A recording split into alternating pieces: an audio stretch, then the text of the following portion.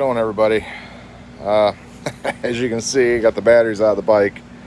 This is the one I replaced last year when I was camping. Not exactly the right battery for the bike, but it fit, and I needed something that would get me through while I was there. And I'd pretty much forgotten about it until the other day when I was using the had the power on the bike sitting in the garage here. I was checking out the GPS I just put on. I was trying to get the Bluetooth to work. That's my Garmin Zumo GPS that I had for my Triumph, and that's where it's going to be sitting at on the bike. I wired that in to the what do you call it, the show chrome fuse panel, so it comes on with the switch. But anyways, I had it on for a while, and I noticed the lights on the dash were blinking,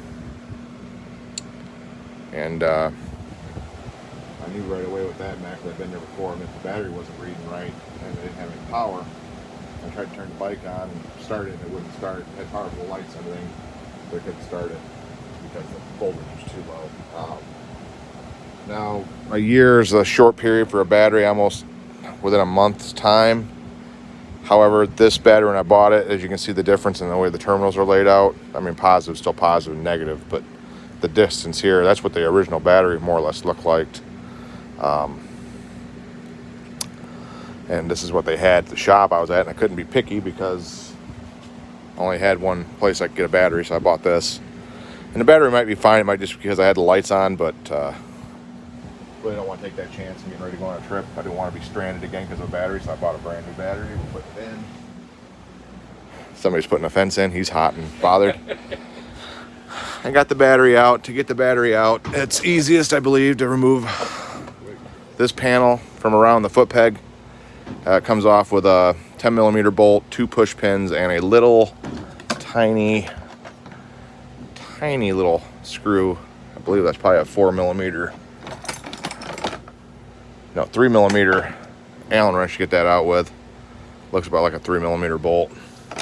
Using my saddlebag to collect all the stuff, and then you got the battery arm that comes off it, and then you just take the battery out from the side and pull it out. Works out pretty decent.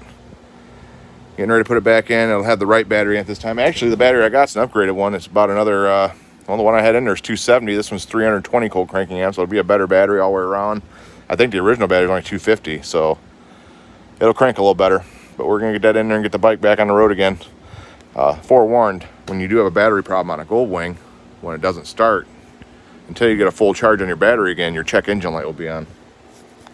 Don't let that panic you. Eventually it gets back to charge and the check engine light goes out. So, all right, I'm gonna get this in. Just wanted to give you the heads up. How do you stop this thing?